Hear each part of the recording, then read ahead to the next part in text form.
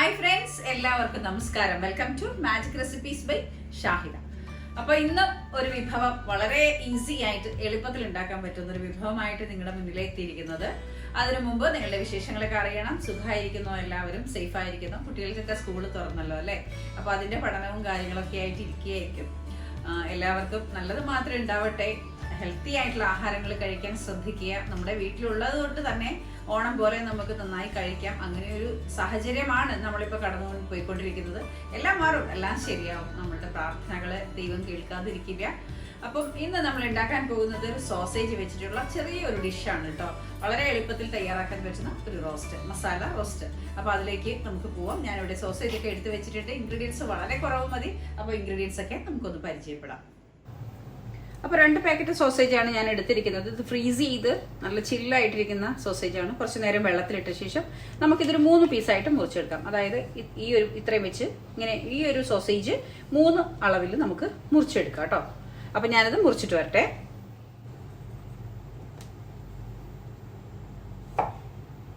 ഈ ഒരു അളവിൽ കട്ട് ചെയ്യുകയാണെങ്കിൽ നമുക്ക് ഇതിൽ മസാല നന്നായിട്ട് പിടിക്കും. അതുകൊണ്ടാണ്. പിന്നെ ചിലയിടത്ത് ഇങ്ങനെ റൗണ്ടായിട്ട് ഇങ്ങനെ കട്ട് ചെയ്യുന്നത് കാണാം കേട്ടോ, വളരെ ചെറുതായിട്ട്. പക്ഷെ ഞാനിങ്ങനെയാണ് കൂടുതൽ ചെയ്യാറ്.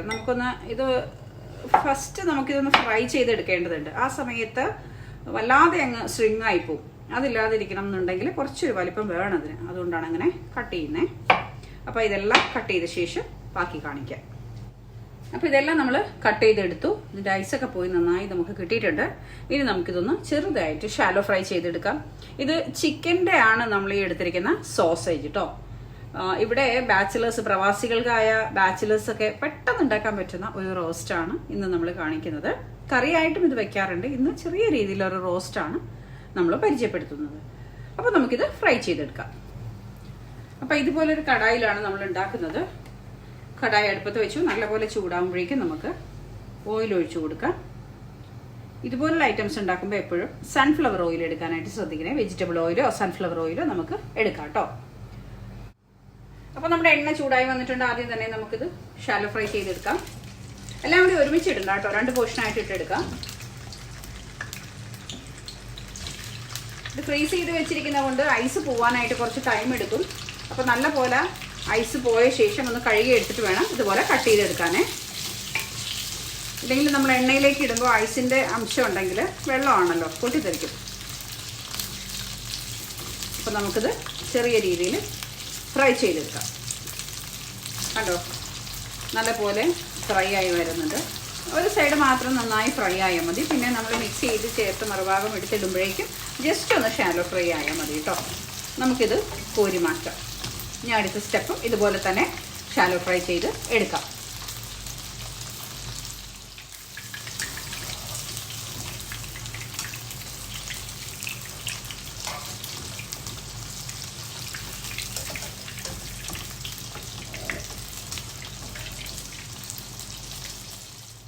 ഇപ്പോൾ നമുക്ക് സവാള എണ്ണയിലേക്ക് ഇട്ട് കൊടുക്കാം. 2 സവാളയാണ് നമ്മൾ എടുത്തത്.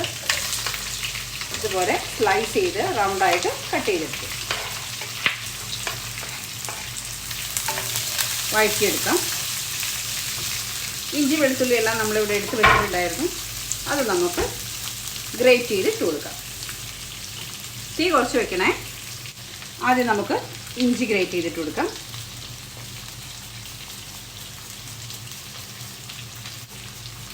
ഇത്രയും മതിയാവും. ഇനി അതുപോലെ തന്നെ വെളുത്തുള്ളിയും ഗ്രേറ്റ് ചെയ്തിട്ട് കൊടുക്കാം. 2 അല്ലി വെളുത്തുള്ളി എടുത്തിട്ടുണ്ടായിരുന്നു. അതും നമുക്ക് ഗ്രേറ്റ് ചെയ്തിട്ട് കൊടുക്കാം.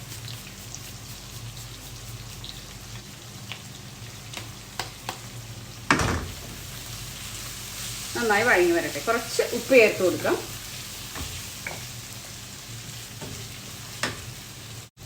ഉപ്പ് വളരെ കുറവ് മതി. കാരണം സോസേജിൽ ഉപ്പിൻ്റെ കണ്ടൻറ്റും ഉണ്ട്. അതുകൊണ്ട് തന്നെ നമ്മൾ വളരെ കുറവ് ഉപ്പിടേ പാടുള്ളൂ കേട്ടോ.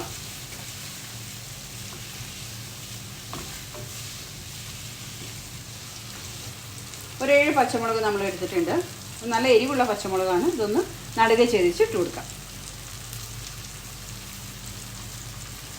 കുറച്ച് വാടി തുടങ്ങി പച്ചമുളക്. ഇത് നല്ല ചൂടാണ്. അപ്പോൾ ഞാൻ ഒരുമിച്ച് വാങ്ങി ഫ്രിഡ്ജിൽ വെച്ചതായിരുന്നു.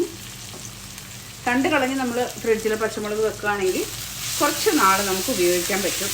ഒരു 1 വീക്കൊക്കെ അത്യാവശ്യം ഫ്രഷായിട്ട് തന്നെ നമുക്ക് ഉപയോഗിക്കാൻ പറ്റും. പച്ചമുളക് ഒരുമിച്ച് ഞാൻ വാങ്ങിയിട്ട് തണ്ടെല്ലാം കളഞ്ഞ ശേഷം ഒരു ഡബ്ബയ്ക്കകത്തിട്ട് അടച്ച് വെക്കുകയാണ് കേട്ടോ പതിവ്. ആഴ്ചയിൽ ഒരിക്കൽ വാങ്ങുകയാണെങ്കിൽ ഒരു 1/4 കിലോ 1/2 കിലോ ഒക്കെ പച്ചമുളക് നമ്മൾ വാങ്ങുന്ന സമയത്ത് ഒരുമിച്ച് അങ്ങനെ വെക്കുകയാണെങ്കിൽ പെട്ടെന്ന് കേടുകൂടാതെ നമുക്ക് ഒരാഴ്ചയോളം ഉപയോഗിക്കാൻ പറ്റും. പിന്നെ ഉപയോഗിക്കുന്നതിന് മുമ്പായിട്ട് വളരെ വാം വാട്ടറിൽ, അതായത് ചെറു ചൂടുള്ള വെള്ളത്തിൽ നമ്മൾ കുറച്ച് നേരം ഒരു 5 മിനിറ്റോളം പച്ചമുളക് ഇട്ട ശേഷം നമ്മൾ ഉപയോഗിക്കുകയാണെങ്കിൽ കുറച്ചുകൂടി ഫ്രഷായിട്ട് കിട്ടും. അത് നമ്മൾ ഫ്രിഡ്ജിൽ വെക്കുന്ന ഏത് തരം പച്ചക്കറികളാണെങ്കിലും ശരി, നമ്മൾ ഉപയോഗിക്കുന്നതിന് ഒരു 5 മിനിറ്റ് മുമ്പ് ചെറിയ അത് വാം വാട്ടറിൽ എടുത്തിട്ടൊന്ന് വാഷ് ചെയ്തിട്ട് ഉപയോഗിക്കുകയാണെങ്കിൽ ഫ്രഷായിട്ട് തന്നെ കിട്ടും കേട്ടോ. മല്ലിയിലൊക്കെ അങ്ങനെ ചെയ്യുമ്പോൾ നല്ല തളർന്നിരിക്കുമല്ലോ. എപ്പോഴും നമ്മൾ ഫ്രിഡ്ജിലൊക്കെ വെക്കുന്ന സമയത്ത് മല്ലിയിലൊക്കെ തളർന്നിരിക്കും. എങ്കിൽ കൂടിയും ഇങ്ങനെ ചെയ്യുമ്പോൾ നമുക്ക് കുറച്ചുകൂടെ ഫ്രഷായിട്ട് കിട്ടും. അപ്പോൾ നമ്മുടെ സവാളയൊക്കെ നല്ലപോലെ വഴങ്ങി വന്നിട്ടുണ്ട്. ഇനി നമുക്ക് മസാലപ്പൊടികൾ ചേർത്ത് കൊടുക്കാം. വളരെ കുറവ് മസാലപ്പൊടികളെ നമ്മൾ ചേർക്കുന്നുള്ളൂ. മസാലപ്പൊടികൾ ചേർക്കാം. മഞ്ഞൾപ്പൊടി 1/2 ടീസ്പൂൺ അളവ്. മുളക് പൊടി കശ്മീരി മുളക് പൊടിയാണ് 1 ടീസ്പൂൺ നിറച്ച്. മല്ലിപ്പൊടി 1/2 ടീസ്പൂൺ. ഗരം മസാലപ്പൊടി 1/2 ടീസ്പൂൺ. ഇത്രയാണ് നമ്മൾ ചേർത്ത് കൊടുത്തിരിക്കുന്ന മസാലപ്പൊടികൾ. ഇതിൽ നമുക്ക് 1/2 ടീസ്പൂൺ അളവിൽ കുരുമുളക് പൊടിച്ചതും കൂടി ഒന്ന് ചേർത്ത് കൊടുക്കേണ്ടതുണ്ട്. 1/2 ടീസ്പൂൺ അളവിൽ ചേർത്ത് കൊടുക്കാം.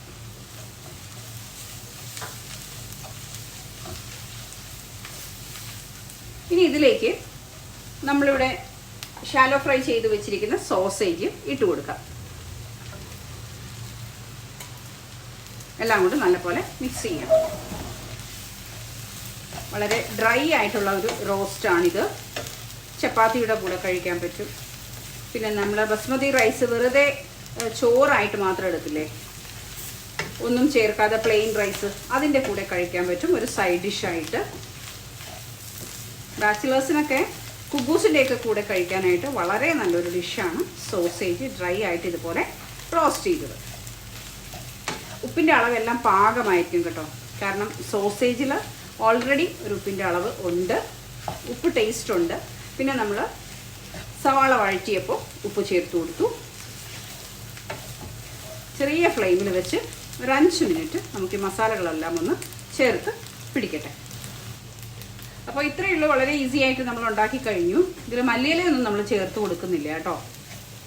ഇതൊരു നോർത്ത് ഇന്ത്യൻ ഡിഷൊന്നും അല്ല. അപ്പോൾ അതുകൊണ്ട് നമ്മൾ മല്ലിയിലയൊക്കെ ചേർത്ത് അത്രയങ്ങ് ടേസ്റ്റ് സുഖമാവില്ല. ഈ പാത്രം ഞാൻ ഈ അടുത്ത സമയത്ത് വാങ്ങിച്ചതാണ് കേട്ടോ. കുറച്ച് പാത്രങ്ങളൊക്കെ ഞാൻ വാങ്ങിച്ചിട്ടുണ്ട്. ഒരു ദിവസം ഞാൻ അതിൻ്റെ വീഡിയോ ഒക്കെ ചെയ്യാം കേട്ടോ. എൻ്റെ പാത്രങ്ങളുടെ വീഡിയോ ഒക്കെ ചെയ്യാം. അപ്പോൾ ഇന്നത്തെ ഈ ഡിഷ് നിങ്ങൾക്ക് എല്ലാവർക്കും ഇഷ്ടപ്പെട്ടെന്ന് വിശ്വസിക്കുന്നു. അപ്പോൾ ഞാൻ അടുപ്പ് ഓഫ് ചെയ്യാണ്. ഇത്രയേ ഉള്ളൂ. വളരെ ഈസി ആയിട്ട് ഉണ്ടാക്കാൻ പറ്റുന്ന സോസേജ് ഡ്രൈ റോസ്റ്റാണ് നമ്മളിന്ന് ഉണ്ടാക്കിയിരിക്കുന്നത്. അപ്പോൾ എല്ലാവരും ഉണ്ടാക്കി നോക്കണം. കുട്ടികൾക്കൊക്കെ വളരെ ഇഷ്ടമാകും. അവരിങ്ങനെ ഒരു ടേസ്റ്റ് വ്യത്യാസത്തിൽ നമ്മൾക്ക് ഭക്ഷണമൊക്കെ കൊടുക്കുകയാണെങ്കിൽ സാധാരണഗതിയിൽ കുട്ടികളെ ഭക്ഷണം കഴിപ്പിക്കാൻ വലിയ പാടാണ്. അപ്പോൾ ഇങ്ങനെ ടേസ്റ്റൊക്കെ മാറ്റി അവർക്ക് പുതിയ പുതിയ ഡിഷൊക്കെ ഉണ്ടാക്കി കൊടുക്കുകയാണെങ്കിൽ അവർ ആഹാരം കഴിക്കും. അപ്പോൾ ഇതൊക്കെ ഉണ്ടാക്കി കൊടുക്കുക. ഇങ്ങനെ വന്നിട്ട് ഓരോരോ പീസ് ഇങ്ങനെ എടുത്ത് അവർ കഴിച്ചോളും. ഇഷ്ടമാകും. വലിയ എരിവൊന്നും ഇതിലില്ലല്ലോ. നല്ലതാണ്. അപ്പോൾ എല്ലാവരും ഉണ്ടാക്കി നോക്കാൻ ശ്രമിക്കണം കേട്ടോ. അഭിപ്രായങ്ങൾ കമൻറ്റ് രൂപത്തിൽ പറയണം. നിങ്ങളുടെ സപ്പോർട്ടാണ് നമ്മുടെ എല്ലാ വിധത്തിലുള്ള സന്തോഷവും. നിങ്ങൾക്ക് മുന്നിൽ പുതിയ പുതിയ ഡിഷായിട്ട് വരാനായിട്ടുള്ള സന്തോഷം. അപ്പോൾ കീപ് സപ്പോർട്ടിങ്, സ്റ്റേ സേഫ്. അപ്പോൾ നമ്മൾ ഇന്ന് ഉണ്ടാക്കിയ സോസേജ് റോസ്റ്റ് ഇഷ്ടമായിട്ടുണ്ടാവുമല്ലോ. ബ്രെഡിൻ്റെ കൂടെയും അപ്പത്തിൻ്റെ കൂടെയൊക്കെ കഴിക്കാൻ പറ്റും. ഒരു സൈഡ് ഡിഷായിട്ട് നമുക്ക് എടുക്കാം. വെറുതെ മഴ പെയ്യുന്ന സമയത്ത് കട്ടൻ ചായയുടെ കൂടെ ഇത് കഴിക്കാൻ അതും ടേസ്റ്റാണ്. അപ്പോൾ എല്ലാവരും ഉണ്ടാക്കി നോക്കണം കേട്ടോ. ചിക്കൻ സോസേജ് ആണ് ഇന്ന് നമ്മൾ ഉണ്ടാക്കിയ മസാല. അപ്പോൾ അഭിപ്രായങ്ങൾ പറയണം. നിങ്ങളുടെ അഭിപ്രായങ്ങൾ വളരെ വിലപ്പെട്ടത് തന്നെയാണ്. എപ്പോഴും നിങ്ങളുടെ കമൻറ്റ് വായിക്കുമ്പോൾ കിട്ടുന്ന ഒരു സന്തോഷം അതൊന്ന് വേറെ തന്നെയാട്ടോ. വീണ്ടും പുതിയ ഡിഷസ് പരിചയപ്പെടുത്താൻ എനിക്ക് നിങ്ങളുടെ മുന്നിലേക്ക് എത്താൻ സാധിക്കുന്നതിൻ്റെ ഏറ്റവും വലിയ ആത്മവിശ്വാസം നിങ്ങളുടെ കമൻറ്റ്സ് തന്നെയാണ്. അപ്പോൾ വീണ്ടും കാണാം അടുത്ത ദിവസം നല്ലൊരു വിഭവമായിട്ട്. അതുവരെയും എല്ലാവരും സേഫ് ആയിട്ടിരിക്കുക. Thank you very much.